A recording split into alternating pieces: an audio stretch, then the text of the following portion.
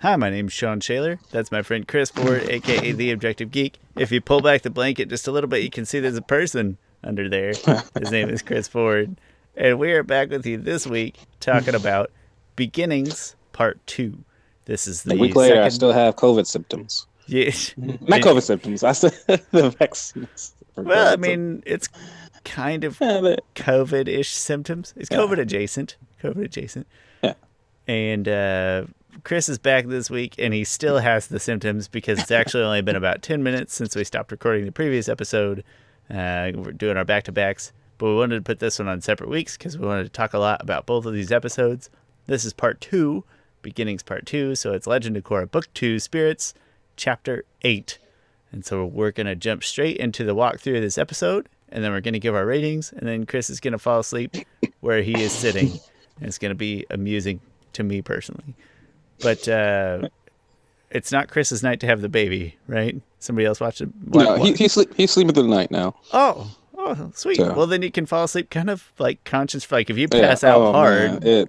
it's been such a like he was. I kept telling my wife like we just need to let him cry. We just need to let him cry. And then It's she's so like, "Well, hard. I don't even have kids, go and I still go. Well, go to when we go to his next doctor appointment. Ask the lady, the doctor, what should we do?" And then she was like, "Just let him cry." I was like, "Well, how long?" And she was like, "It doesn't matter. Just let him cry. He's fine." Oh, that breaks my Like, heart. And I don't even and have then kids. It breaks my heart. and then- and it took like 2 days for him to start sleeping at the night because he's just crying because he wants attention. So now he knows he's not going to get that attention, so he just stops crying. That's awesome. Well, so like the important part here though is if you pass out on this couch, just like no guilty conscience, like oh I didn't accidentally ignore our Yeah. kid. Our kid is fine. So that's good news. That's good news. Yeah, but Chris, we're gonna get you there soon. But first, you gotta walk us through this episode. Then we're gonna. Oh, I almost spoiled something. Then we're going to normally discuss our ratings. All right. Last we left, Robin and Vatu were split up by Juan. by Juan. And then, all right. So now Juan is traveling the world. He's like, oh, he found some airbenders, and so which they can, they can actually airbend clouds and float Yeah, on they were them. straight up Like, flying like in a Mario yeah, game or something. On a which I cloud. find really interesting that like just years and years after that, like airbenders probably became too attached to the world, and maybe that um, kept them from doing those moves, or those moves just got lost somewhere. I like the attachment But theory. Yeah, come down off the lion yeah. turtle, intermingle as a world, become more Also, worldly. so Juan goes over there, and so listen to the commentary on this. Brian said something like, the ideal of this village is that they they build these houses out of very disposable things, like very biodegradable things, because part of the philosophy is like not leaving a single mark on the world when they leave it. I thought, man, that's really cool, but it's so far different from the current airbenders. Current airbenders are like, let's build these statues, let's build this whole entire temple. What if we had a room that was just full of statues and it was massive? Like, Okay. like they, like even when and Aang was mad when that one temple was being destroyed, which he should be. But I'm just saying, like, so much of that has changed. So much of that philosophy has changed. The airbenders before were just like, we want to leave nothing permanent on this world, which is a really cool idea, especially for airbenders. It fits in line with them totally. It kind of fits even the nomad motif and everything. Yes, exactly. Yeah, and Brian brought up like they're far more nomadic. Like they could just pick up and go. Um. So yeah. So then he gets bending. Oh, dark spirits attack the air place, the air village, and Juan fights them off with fire, and then Rava comes in, and she fights off, but she's still getting smaller, and then Fatu's like, I think this time I'm going to destroy you forever. That's not really important, but Or possible. true, not possible either. And then For the record, your Batu Juan, impression, spot on. I dig it. oh great. Juan is like, hey, Lion Turtle, like if I'm gonna face Vatu, like I need more bending. He's like, no human has held more than one bending before. He's like, I'm no ordinary human. Like, go hurt me. And then Lion Turtle's like, perhaps. Like they, in the commentary, they're making fun of this, like just the perhaps line, because he was just so nonchalant about it, just so go with the flow. They're like, yeah, it's because he's an air turtle. Like Yeah, he's like, perhaps, his investment in individual humans is limited. yeah.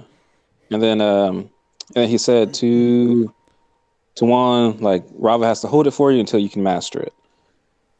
Which I just now really focus in on that master line because there's somewhat of a plot hole, not really a plot hole, um, that in the future when Rava is ripped from Korra, Korra can still airbend in waterbend.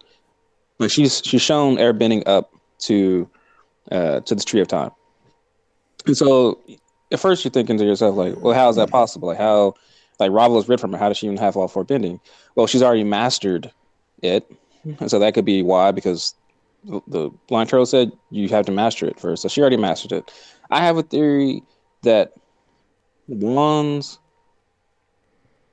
the one soul, which is reincarnated after and after and after, like his soul already unlocked all those chakra paths, and so I mean that's your soul. So when he dies, that just keeps being unlocked and unlocked. Like he doesn't need Rava for the four. His soul itself doesn't need Rava for the four elements, but does need Rava for the power boost, the knowledge, and everything. But his soul itself, those chi paths are already open, and I think that's supported by a couple of things. Like everyone reincarnates in the Avatar universe. At least that's very, very much alluded to, unless some exceptions like Iroh, because there is no afterlife. Like the spirit world isn't the afterlife. Michael Bryan said that a couple different times. Like that's its own entity. Like sure, you can if you reach, which they didn't say this, but to mix it in with I believe Buddhist teachings, part of that is like reaching nirvana, right? They think reincarnation. They believe reincarnation is a thing. And the only way to escape reincarnation is to reach spiritual enlightenment or nirvana, right? And so I feel like Iroh, being the spiritual person he is, reached that spiritual enlightenment, and so he was able to transcend and break the reincarnation cycle and transcend to the spirit world, and that's why he's able to be there. Um, yeah, and I forgot where I was going exactly uh, with that, but anyway, back The to difference between sort of being able to have bending and having, and then to oh hold it right, independently as sort of a mastery is yes, where I think is where you were headed. yeah. So Rava has to hold the bending for him until he can master. I think he was mastering fire though, because he was firebending. He was like, "All right, I'm ready." I think at that point he felt like he mastered fire, and so since he mastered fire, he was able to hold another one. Although that kind of contradicts with the Lion Turtle. I feel I'm like the just going Lion to Turtle was refer to it saying, as a montage where everything doesn't have to be "Yeah, chronological. It was just a training that's cool. montage in an action movie. So, Are you ready for a montage?" montage. Montage. Day, yeah, montage. That's in my head. That's kind of what it was like. I didn't have to take it as a sort of a canonical Yeah. chronology so much as just Okay. like, hey, this is our journey to achieving all Yeah. four bending. But I don't. Maybe I'm making too light of it. And then so then Juan gets airbending. He's like, it's so different. Like, and he has this really great conversation with Rava about humans. And he was like, most humans don't even know that life exists outside of a land turtle. She's like, most humans only think of themselves, which is totally true. Like that goes Accurate. to that goes to the lack of empathy that people have. Like it's if something doesn't directly affect you or people and I am guilty of this as well, right? Like we're all guilty of this. I mean, it's a sort of preservation instinct in a second, right? You're looking out for number one. Yeah. I get it. And do it. Sorry, that made it And sound also, like I was above if it you, personally. Like I understand this, but I would never. I mean, how could you? I feel like a good place to address this. Maybe it did. Like, you can't be that thoughtful of every single one of your actions. Yeah, I forget And the where guy's name. they, The guy who almost had it right. What Brian something? yeah, I forget his name, but yeah. yeah, no, that was a Um, really nice message from the Good Place. I thought is that you can't know every single consequence of every like single they're action. getting negative. points for buying a cell phone because the parts in that cell phone were made by hands that weren't paid well. Like, you get dot points for that. No, or this part here, these people weren't paid. Like it's humanly impossible. That being said, try to practice empathy. Try to think outside of there's no excuses. Try to think outside of your own personal bubble, even if it's just a little bit. Yeah, I like I said, everybody, it's a natural instinct to look out for yourself first. No, I'm not pointing any fingers, but that hey, this show, Legend of Korra, way to point things out like that, when you could certainly avoid such topics, and no one Yeah. would say anything if you chose not to discuss such things. Yeah. So one goes on which I love this world traveling type of deal, which I think is it's really cool, and I think it epitomizes that. I feel like Juan's journey lays the foundation, which of course it does, for future avatars. Like future avatar must respect wildlife. Like it must respect spirits. It must travel the world to gain a better understanding of it. And that's what Juan did. That's what Aang did to an extent. That's what Korra didn't do. Travel the world part, which I think she was negatively affected by that, which that was not her fault at all. White Lotus' fault and her dad's fault. In Juan's No. way, his travels even had like a tangible result, like the training with Team Avatar and mastering the elements, but like he was literally going around to acquire them, so it had a much sort of visceral, is it the right word, result of his travels, Yeah. which was a nice precursor. And then he comes across, so he gets all the bending elements from the different turtles. And he comes across this village where, this firebender like shoots at Rava, and which I found cool because Rava just stood there and Juan blocked it, which I feel like means that Rava trusted Juan enough to block. Like she didn't flinch. um, so I feel like that's a little hint of them building their relationship. So then they get in the humans. Oh, his friend is back, and his friend is pretty much saying the garbage stuff that he got. That he was inspired by Juan. And Juan's like, "Whoa, dude, chill." Um, and That's not they at get in a all what I fight. was saying. Yeah, bro, I didn't even say anything. I just went out there. This is all just a fluke, and you, That's true. Like he didn't go out with like a yeah, big sort of metaphysical end game in mind. He's just like, I just got to go out here and not die. it's like, It wasn't a teaching tool. So then Stinky comes back and they all get in a fight, and then Fatu's there to kind I of love that ignite the they call fire it. even more. I love that AA calls him Stinky. Stinky, like even respecting him calls him Stinky. Yeah, it's It sort very of becomes a respectful term of Stinky. endearment. Absolutely.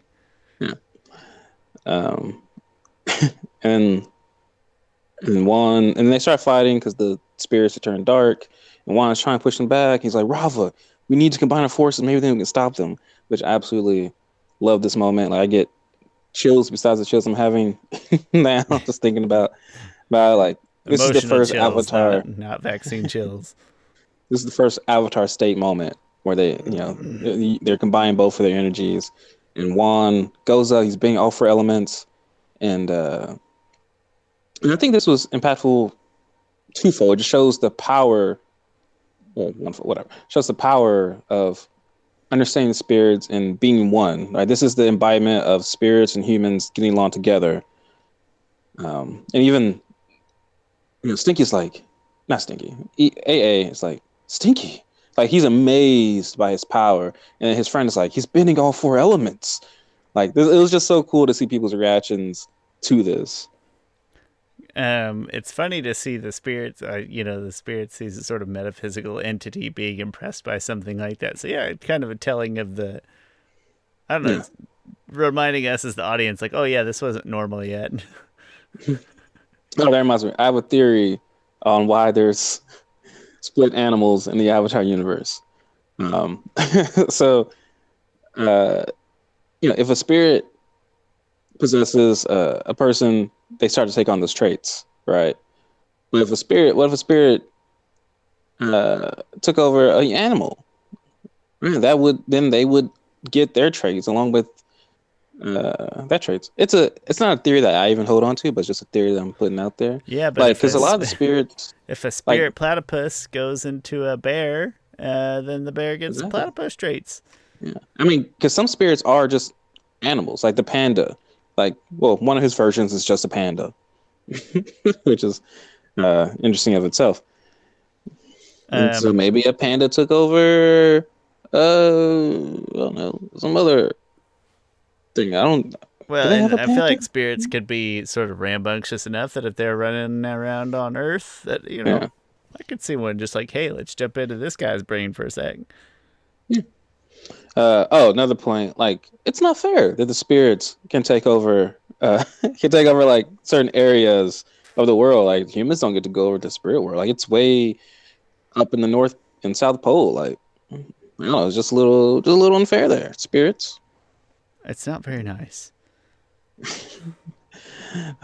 um, and then all right, so then it's great moment, really cool. But Juan's not able to hold it because if he does, he's gonna die. And then he passes out, and then they like to say wipe out a lot because they can't say kill, right? Everyone's like wipe them Annihilate out, too. They say annihilate annihilate. Yeah, later. I don't yes. remember who says, but I think if Vatu says annihilate, like yeah, because Juan wakes up, can't he's kill them. like, Nobody we dies. gotta go back. They And just get then Vatu's annihilated. like, your friends have been annihilated. Would have been Does that better mean if they're he would have dead? gone the George No, of the no, Jungle no, route. no. They're annihilated. They're not. Well, I mean, they're taking long naps. You mean they're dead? I got a thing. Yeah, I got Mom's it. calling me. I got to take this one. I gotta prep for harmonic I convergence. got to, excuse me. I'm going to go work out. Steal some souls. Uh, another random thought that I had. I really want to maybe do a video someday. It'll be complete theory, perhaps, on just the mythology of Avatar. Like, what came, or how did the universe start? Because Robin, like Vatu has said, like, me and Rava has done this fight since the beginning of time, right? But then Rava refers to the lion turtle as Ancient One, which means the lion turtle must be older than Rava if she's Okay. referring to him as I don't know Ancient about One. must. I don't know about Yeah, must. okay. I think there's some implication that it could be, but it could also just be a very endearing term of respect. In my mind, Rava and Vatu's constant battle is obviously there's literally nothing to support this, but I like to think of them as like the forces of like a big bang. Like their fights, destroy an entire universe, and then it takes 10,000 years or whatever Rava said for her to like bounce back and restore balance again, and then the other direction, or I don't know. It's like they're like the life force energy that causes the big bang and the Yeah. creation and then re-implosion later or something like that. We've talked before about calling it the ancient one though. I think that could just be like you're approaching an ancient being and trying to approach respectfully. I don't know if he has to be older. Okay. And then let's see. All right, so that's pretty much it until they get to the fight. Um, well, Rava says some really nice things like, "I'm sorry, Juan. Like, I didn't know that humans could be so considerate like you." And Juan is like, "Hey, don't count us out yet. This is my first harmonic convergence." I did And not realize until we started talking. It's kind of fun that their like relationship grows like friends and partners, or yeah, partners not the right word, but I don't know. I hadn't really thought of that until we were just discussing. yeah. Um, so they go to harmonic convergence, and and Vance is pretty much like, "I will destroy you forever." Like, oh, and Juan is like, "You have to get through me before you get to her." And he's like, "Huh, no human could stand up to me." And I love this is one of my favorite lines in Avatar. He's like, because it's such a hard flex. It's such a BA line. He's like, "Have you heard the legends? I'm not an ordinary human." And it's just like, and he just starts fighting, and the music kicks in. Ah, it's such a great line. I love it. Would have been great if you had heard a lion turtle in the distance, just be like, perhaps, just like a very faint. What if, what if, what if Avatar did do like cutaways? You know how like Scrubs does and Family Yeah, it's Guy. just you just see that The show would be so the air nomad different. turtle just be like shrug, like maybe. Perhaps. Perhaps. Um, so I would have then, laughed really so hard. then they're fighting. Juan is kind of like losing the fight. He's like, Rava, we need to fuse. Like, and so Rava enters him, and he's like shaking and stuff. But it's so cool how he's fighting against, like, he's making the air cloud. He's even though it's a great fight because he's getting hit, but also he's like doing some damage also.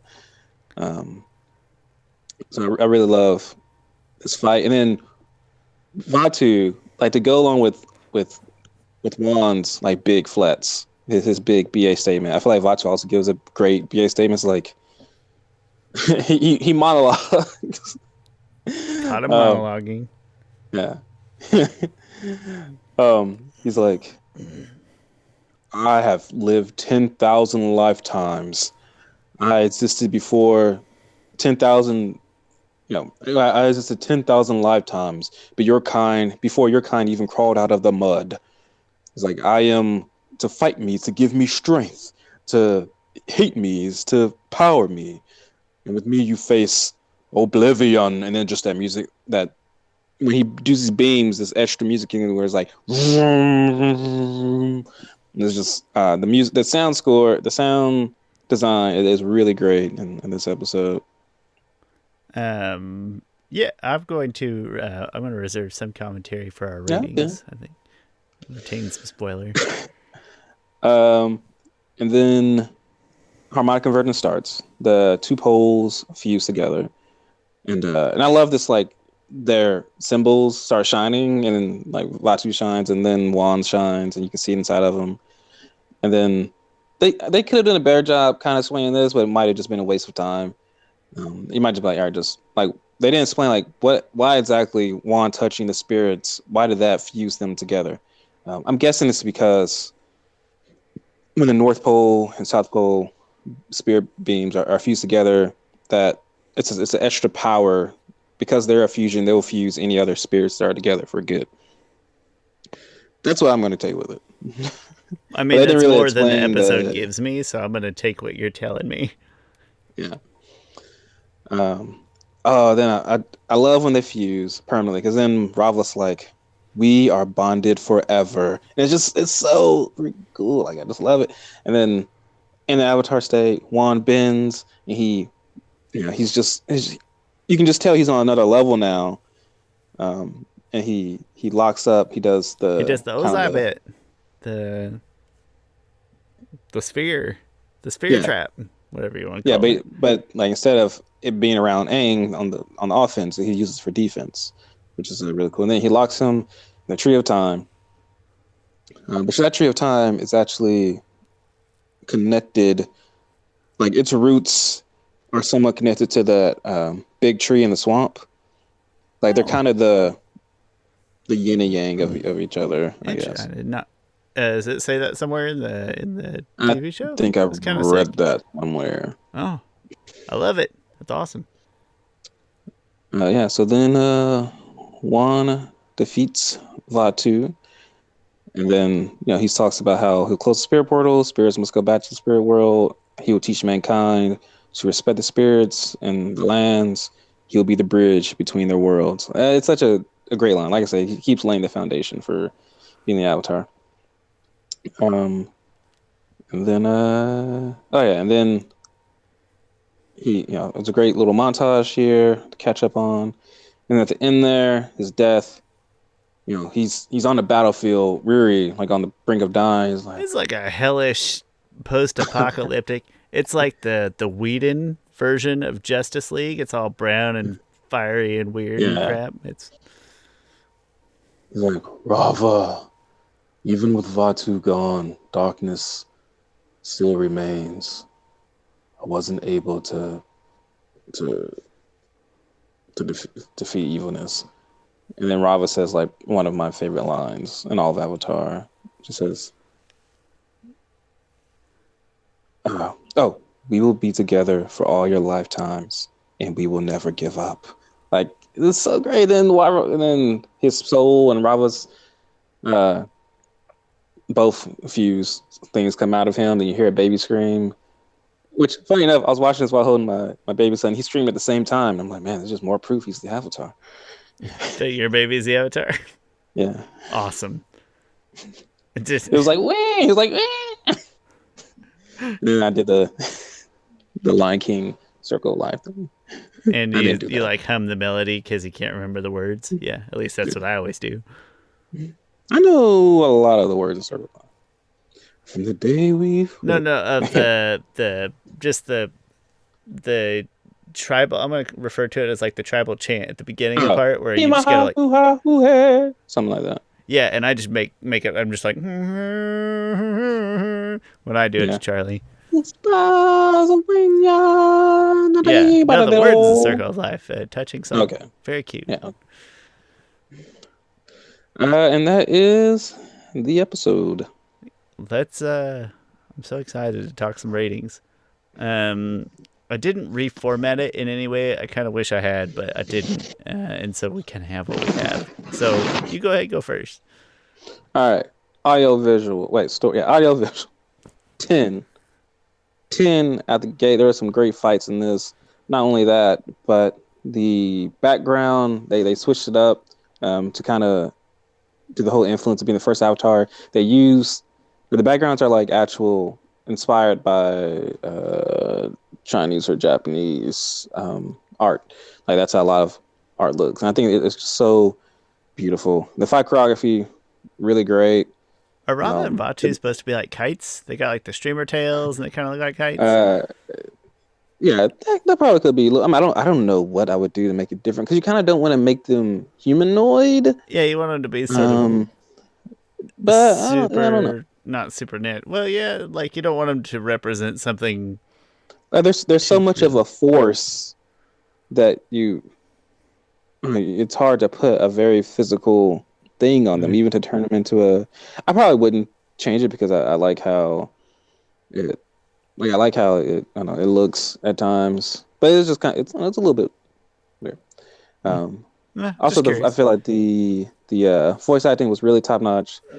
Steve, guy from Walking Dead, did a really great job as Juan. Um, and then I love the sound mixing, Vatu's voice, Rawa's voice. Um, so much of it was really good. So 10 on that. Story 10. This is the beginning, like its title. Like we it was such a huge lore drop that without doubt I had to give it a 10. Like we learned so much about the Avatar. It really just expanded the world while still honoring and being canon to establishing a new canon to the Avatar universe. I mean, I love just learning more about the Avatar universe. Like it could just be like well, that was one of my favorite aspects um about Kyoshi novels, just learning more and more about the mythology and the lore of it and the world building. Really great. So 10. Memorable, without a doubt, a 10. Like there's so many lines in this that are like some of my favorite lines in Avatar, like some top 10 lines of both series just from this one episode, maybe two lines. But that's huge.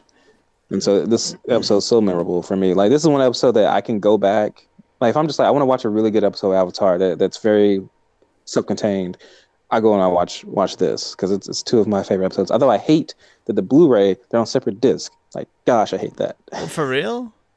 Yeah. Oh, that hurts. Just Netflix it for So in the interim. Netflix in the interim. so that's if you know how to do math, that brings your weighted average score to a 10.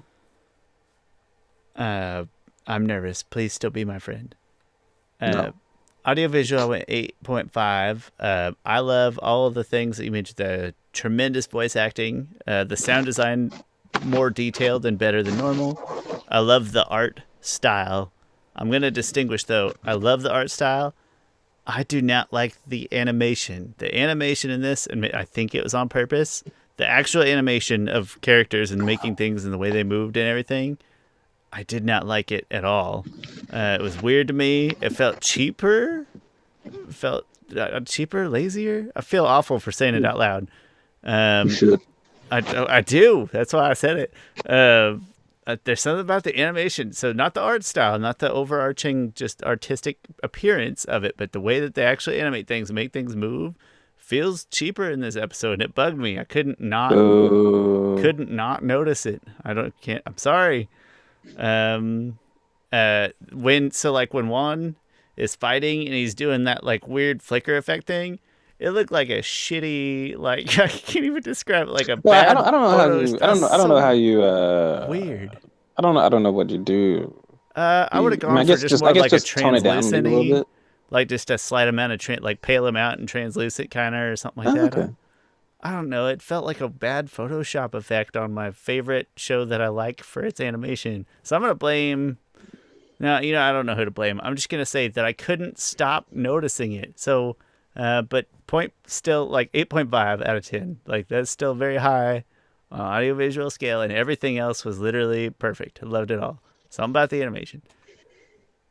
Holy Chris, crap. Holy crap. Chris, Holy I crap. hate it when the Holy. curtain gets pulled back. I hate it so much when people they're trying to take so many abstract I'm going to concepts sleep. and trying to you go ahead and go. So I'm going to talk to our audience, talk some sense into them.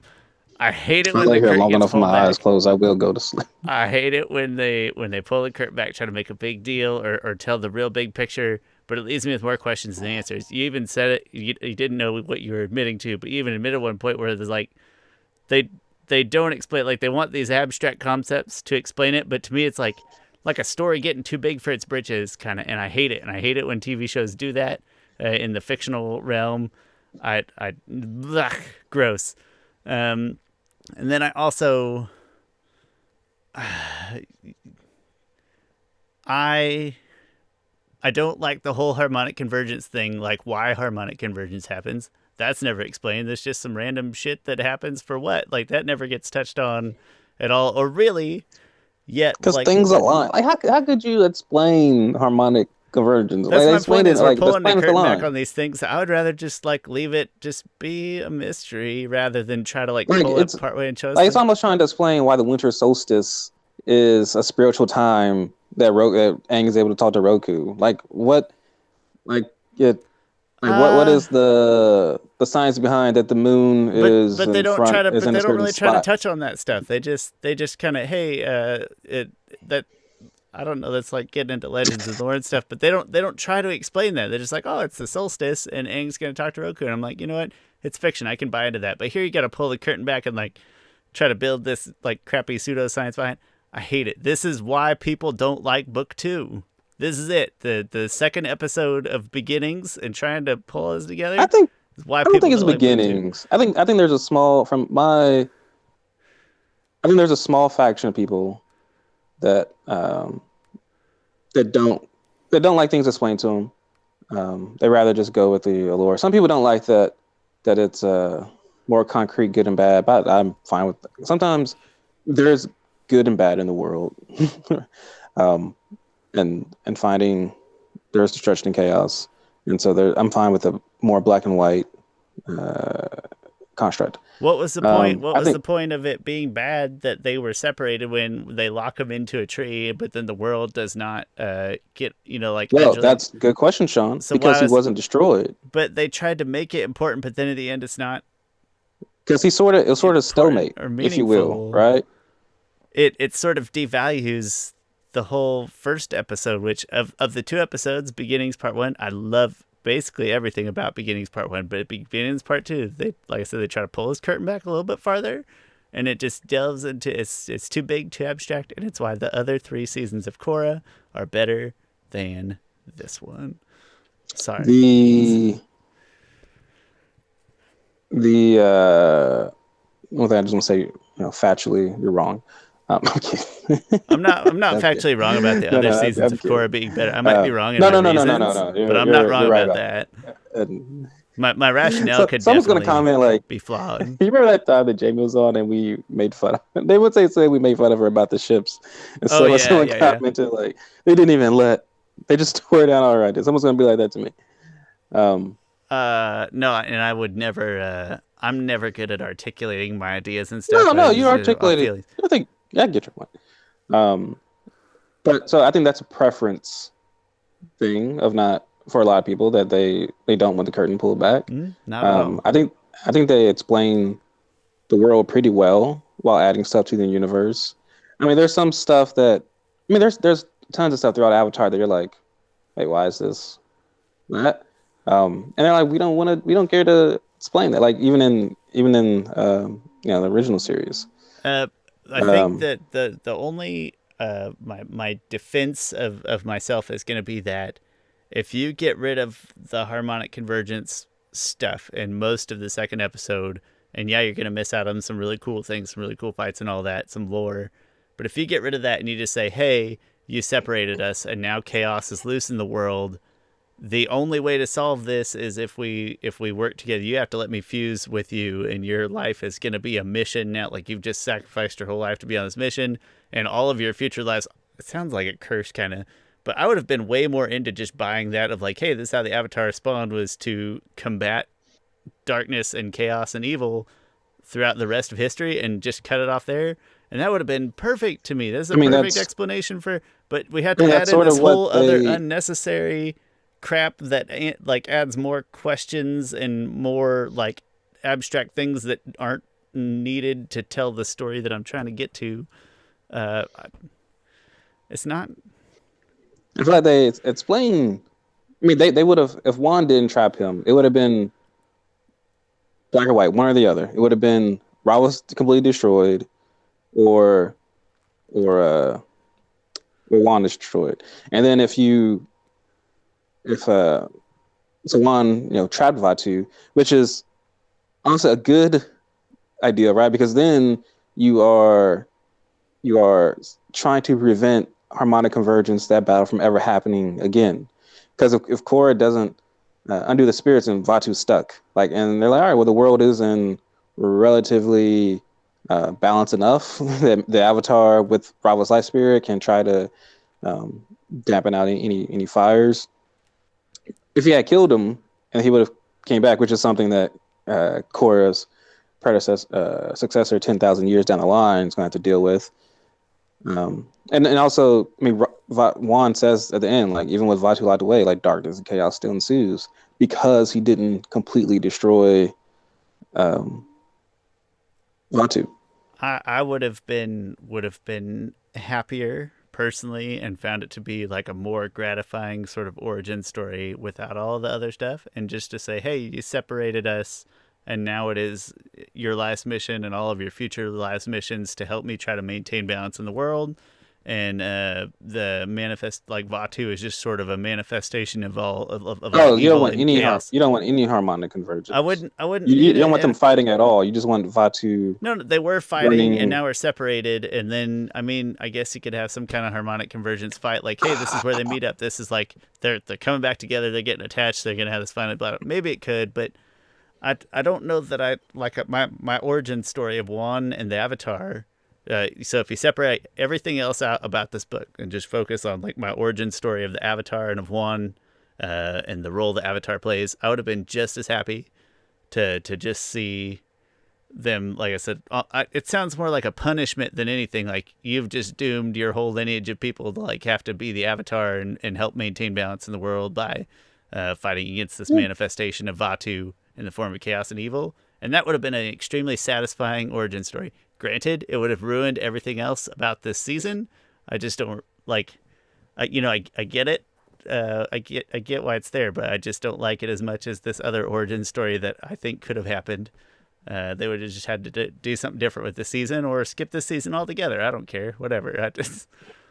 I'm devaluing this season too much. It's not that bad. It's the least favorite of the four, but in the context, it's still very It's good my least television. favorite of the four, but it has probably some of my favorite parts. I don't hate this And all season. that has to do with the thing I hate about this season is the inconsistent writing from season one. There just seems like some characters' arcs and their relations with each other are drawn back so they can grow again because they thought they had one season, and they asked for one.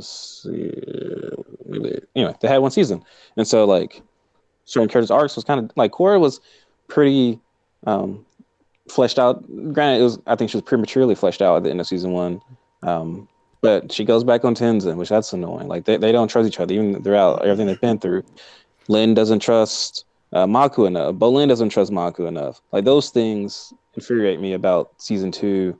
I feel like that's where it suffers the most. You know how, like, even when I complain about like Avengers movies versus, like, I mean, I always prefer the individual ones better. It's because they're dealing with like a more grounded in their universe's reality story, but like a narrower scope and a smaller story. And I always prefer that. I always find that more interesting than trying to go, I guess, too big with the story and all that stuff. It always appeals to me more. So that, I mean, honestly, that's my biggest problem with this book. But relative, like I said, relative to other TV, I'm crapping on this season too hard. I'm still happy to watch this season, but it falls in line with all the other types of movies and things that I typically would not appreciate or like as much. And the second episode of Beginnings Part 2, is a microcosm of that whole thing. So throw shade, if you will, audience. I apologize for not being able to provide good logic to my opinions, but I will not apologize No, for my I think opinions. you don't think you're wrong. No, I'm kidding. No, I think you made some valid points and articulated your point But fairly well. thank you. I appreciate the discussion, and that is very exciting to talk, because we usually don't differ quite this much. But I do have some good news, and that's that memorable. When I think of memorable and I think of X Factors, is there any episode that like sticks out as much as this one in a good way? And you probably said it best. Like, if you just want to go watch a good episode of Avatar and you pull these up, when I'm thinking of like when I'm just thinking about Avatar and Korra, and if I think of Korra, this might be the first episodes that come to mind. Period. Just even like top of mind. They're so engaging. They're so unique, but good. They're unique in a good way. So it's not redemption for all of the sins I committed above with my other ratings, but I have such a tremendous amount of respect for the role that these episodes play and how well they're put together. So, Chris, it's actually, I don't think it's our biggest differential in points, but it's close. Like, it's probably top two or 3 point differentials. But let's be honest, like 8.6 is still a great episode. Like, that's still going to rank in this season's top 5 for me, probably, if I'm not mistaken. So let's make no mistake, still very happy with this episode. Just not Chris happy, because I bring the average down to a 9.3, which is a hefty average. So that's a great, it's a good average. Even all of my qualms and hatred, and there's still, and that's probably what a nice microcosm of the Avatar universe in a nutshell. Even when I'm not as happy with it, I'm still saying, hey, I would way rather watch this than most other things that will ever appear on my television. This is not at all even close to a mediocre episode. It's still an excellent episode, in my opinion. Just got some problems with it, that's all. Chris has no problems with it. It is perfect in Chris's head. I've mentioned a little bit of problems, but not enough to take away from the perfect score. Not reflected in your ratings, Chris. We're gonna have to start rating on a scale of 100 so we can get more detail. Go on 100s. I'm sorry, it's the only way. It'll be 100, 100, 100. 100. I have qualms, but it's perfect. No, if we did that, it'd probably be like, let's see, 90. Let's see. No, audio visual will get 100. Story will probably get like a 97. You didn't feel like the animation was clunky at all? Like just a little like lower frames per second or something going on there? Nothing? No. Oh. Okay. Well, that's fair. Usually, I feel like I'm more. That's fair. Yeah. I gotta be honest. That weird pause flickery thing that they did, that was the worst one. I thought I was looking at like somebody doing some. But the fight scenes, I'll give you the fight scenes of these large abstract objects. Those are excellent. Like watching Rava just swat Juan over into the trees or the hill or whatever it was. I chuckled a little bit. I know you're not supposed to laugh, but I did laugh. I'm like, you know what? I used to tease Juan in our Avatar rankings, but I kind of feel bad for him because she just beat the shit out of him. That's not very nice. Yeah, I probably gave memorable 100, so it would have been 90, average of 99 or something. I don't know. Yeah, memorable. There's no question. These episodes stick out like a whatever the opposite of sticking out like a sore thumb is. Like when you stick out in a good way, like a golden thumb or something. I don't know what would stick out in a good way, but. Hey, we would love to know your thoughts. It's not often that we're this divisive, so I hope it leads to some good comments down below. Let us know your thoughts. on the Avatar origin story in these episodes. We'd appreciate hearing them. Chris, you got any final wrap ups? We didn't even mention Korra gets a sky bison. I mean, it's very small, like Yeah, she doesn't after use these. it again. Yeah, but hey, it's a nice touch of look at all these cute sky bison hanging out there. Final thoughts on the whole picture, the big picture. Great episode. Amazing episode. Loved it. Where's it rank in your daughter's list? What order does she get to this one? Very high. Very, very high. I trust her opinions more than my own. When she goes, if she ever is watching Korra, she starts off with Beginnings Part 1. And then she puts in the other disc and finishes that. And then I think she goes in season 3, then season 4, then back to season 1. It's weird. Between the two of us, we own Avatar like 3 or 4 different ways, and none of them are on Vudu. That's weird. We got to get us like a digital copy of that. And when she went to bed the other night, and she's like, "Daddy, what are you gonna watch?" I was like, "Well, I'm gonna watch TV." She's like, "What are you gonna watch?" She's like, "Don't watch Dr. Stone." Dr. Stone is a new anime I'm watching. I really like it a lot. It's about like the whole world, like modern times, the whole world. Every single person is turned into stone. Don't know why it's happened, but every person turned into stone. It's morbid as hell. 3,700 years go by, and this guy wakes up. He's really smart. Like he loves science, loves it. And then he brings back his friend, and they're like getting chased by lions. And then they know this one guy who's stoned. They're like, well, if we bring him back, because they have this type of liquid that they made, they can bring you back from being stoned. He's like, well, if we revive him. Like, he's really strong. Like, we know he's really strong. He can take out these lions. So they revived him, and they're all getting along for a while. But then this guy is like, this world is like amazing. Like, there's no like adults. Like, there's no order. There's no one telling us what to do. And like beforehand, like everyone was always like, no, this is mine. This is mine. And in this stone world, like we can be better than this. And then he was like, Senku's the main character, this smart guy. And Senku's goal is to bring back everybody. But this villain guy, he just wants to kill all the adults and only bring back the young. Because like the young are pure. Like they're not tainted and anything like that. So the whole show, like they're in the Stone Age, but this guy is so smart that he's like creating these things. He's using actual science. Like you can like the things he does you can actually make it with these things he's using. He built a car because he used steam engine, and then he made like carbon fiber for the outside of it and stuff. Because if you just take this chemical and this, you can make carbon fiber. Right now, it sounds like you're mixing Full Metal Alchemist and Breaking Bad. That's what I'm getting from this vibe right now. Yeah, I tweeted out it's like Breaking Bad, but if Walter White was actually a good character, and if the show was actually enjoyable to watch. But so my daughter's into it. Walter White is an asshole.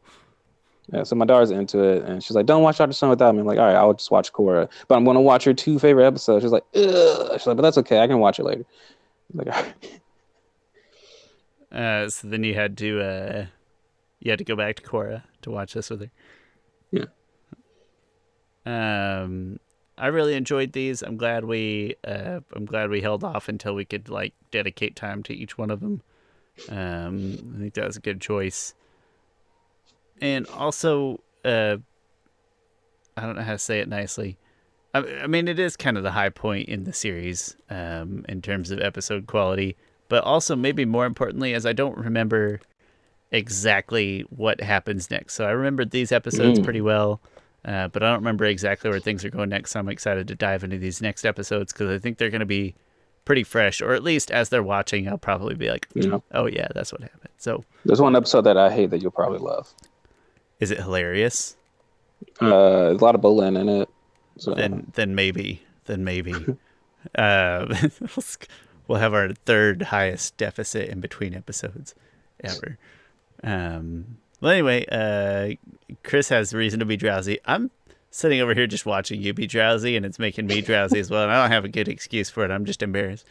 But hey, we're going to call that a wrap. It's a lot of fun to talk about these. We'd love to hear your opinions. This has been Avatar The Last Podcasters.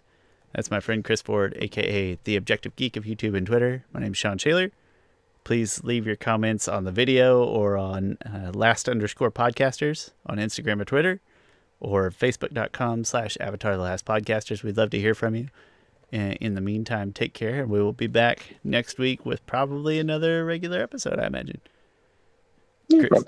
Chris, glad your symptoms are... Go get some sleep, and I'll see you next time. Hope you're feeling good. All right. See you guys later. Take care.